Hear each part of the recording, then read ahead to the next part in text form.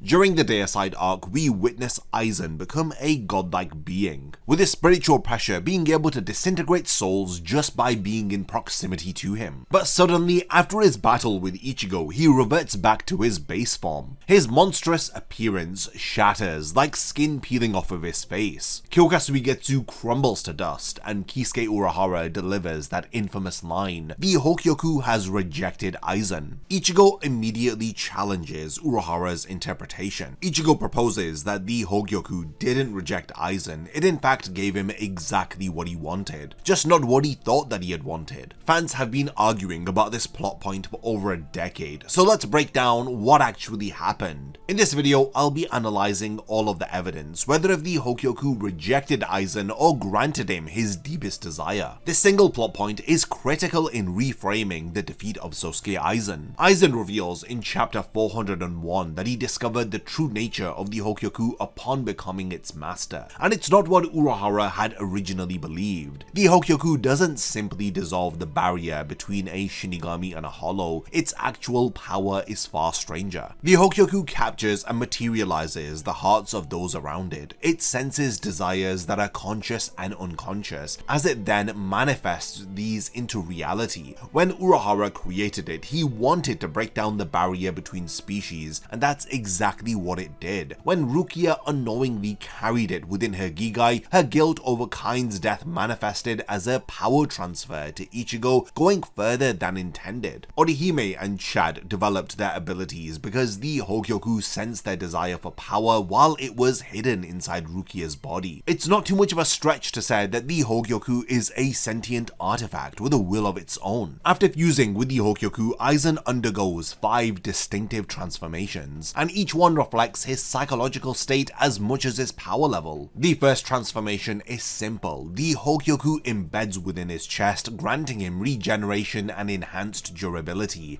as he shrugs off Yamamoto's Itokaso with minor burns, and he tanks a full incantation Hado 91 without a scratch. The second transformation, called the Chrysalis stage, sees him encased in a bizarre cocoon form. His Zanpakuto begins merging with his arm, and this is a visual marker of transcendence that Ichigo would later mirror in his Dangai form. The third transformation sees the whites of Aizen's eyes become purple as his hair grows down to his waist, and his spiritual pressure is so overwhelming that ordinary Shinigami can't even sense it anymore. While in this form, Aizen had destroyed the Kototsu, a being that exists outside of the laws of physics, and he achieved this with just a single touch. Aizen's fourth Hogyoku form is the butterfly transformation. This happens following Genichimaru's betrayal. When Gin's Korose Kamishini no Yari tears a hole through Aizen's torso and rips out the Hogyoku, Aizen should have been dead. And despite the Hogyoku having been taken away from him, it returns to him, warping from Gin's hand back into Aizen's chest. This is because it still sees Aizen as its master. It evolves him further, granting him those wings, that cross-shaped hollow hole, and the ability to teleport. Aizen even thanks Gin, stating that fear is necessary for evolution. Then we have the fifth and final Hogyoku fusion form, and this is where the control starts to slip from Aizen's hands. When Dangai Ichigo arrives and he begins to outpace Aizen, something disturbing happens. The diamond shape on Aizen's forehead bursts as it reveals a third eye that bleeds down his face. His skull cracks apart, blood and purple Reiatsu explode outward, and he emerges as this hunched over demonic thing. While in this form, Aizen claims to understand the feelings of the Hogyoku. He states that it's not going to tolerate him being bested by a mere human. This is where the power dynamics shift. Throughout the earlier forms, you could argue Aizen was directing his evolution, but in this final form, this is the Hogyoku calling the shots, as it sits on the topmost hollow hole on Aizen, with his appearance becoming increasingly dehumanized, which is a visual representation of what happens when you reject your own nature in pursuit of godhood. When Ichigo uses the final Getsuga Tensho, which cuts through Aizen's monstrous form, we see something strange happen. After the dust settles, Aizen's face begins to crack and peel. Everything that the Hogyoku had built onto him starts to fall away like dead skin. His transformations strip back one by one as Kyokasuigetsu crumbles to nothing. Then shockingly, in a rare, out-of-character, delusional moment for Aizen, he interprets all of this as the Hogyoku declaring that he no longer needs a Zanpakuto. He thinks that he's about to evolve even further as he believes that this is the next step in his ascension, but then his face shatters completely as he returns to just being ordinary Aizen. No wings, no hollow holes, no monstrous features. He's an ordinary Shinigami in white robes staring at his defeat and refusing to comprehend it. Then Kisuke Urahara's seal activates as Aizen rages against his imprisonment. Urahara bluntly puts it that the Hogyoku no longer recognizes him as its master, it rejected him. But Ichigo doesn't completely agree because of what he experienced while fighting Aizen. During their battle, once Ichigo achieved a level where he could actually challenge Aizen as an equal, he felt something unexpected flowing out of Kyokasuigetsu, and it was this feeling of loneliness. It was pure crushing isolation which was emanating from Aizen's Zanpakuto.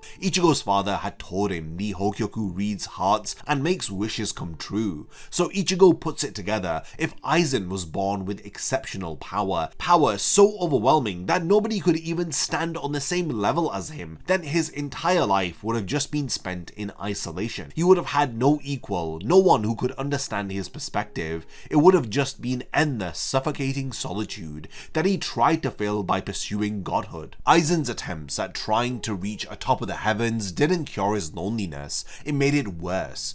We see this with the subordinates who die in the pursuit of Aizen's goals. All of the relationships that he severs in order to prove that he is above such connections. And when Aizen finally achieves transcendence, when he stands at the absolute pinnacle of power, he has nobody beside him, and the feeling ends up becoming unbearable. Ichigo theorizes that deep down, under all of that ambition, the manipulation, Aizen was just somebody who wanted to be a normal Shinigami, someone who could connect with others. How different would Aizen be if he had an equal? And it's this deep-rooted desire that the Hogyoku fulfilled. Now, this is why I agree with Ichigo's stance more than Urahara's. The Hogyoku's entire function is manifesting desires, not punishing failures. Look back at chapter 421. The evidence that Urahara provides is simply that Aizen reverted. He interprets that as rejection, but we've already established that the Hogyoku grants wishes, sometimes ones that the wisher isn't consciously aware of. Urahara created a thing and still misunderstood what it actually did for years.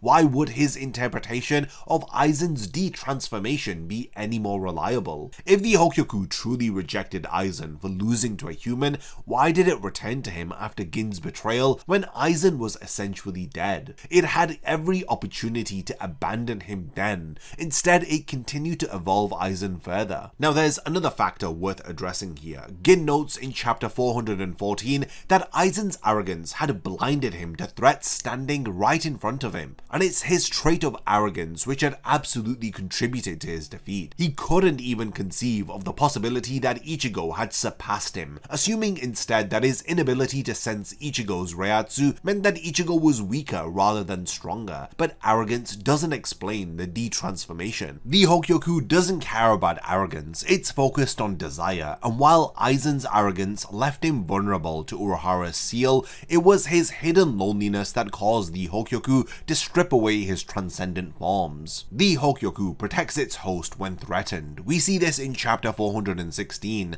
It evolves Aizen to combat external threats and restore his psychological state. After Gin's attack, the Hogyoku healed him and pushed him into the butterfly form. It clearly was still working for him, still reading his heart and still manifesting his his desires. So what changed after Mugetsu? Well, Aizen's physical state was restored as he survived being cut vertically in half. The Hogyoku could have evolved him again, but it chose not to. The only explanation that fits the established rules is that Aizen's heart had changed. Confronted with Ichigo, someone who achieved natural transcendence through accepting all parts of himself, while Aizen forced his through artificial means, Aizen experienced something that he'd avoided his entire life. He had met an equal, somebody who could understand what it meant to be different from others, and in that moment of connection, however brief it was, Aizen subconsciously finally won the war against his conscious ambitions.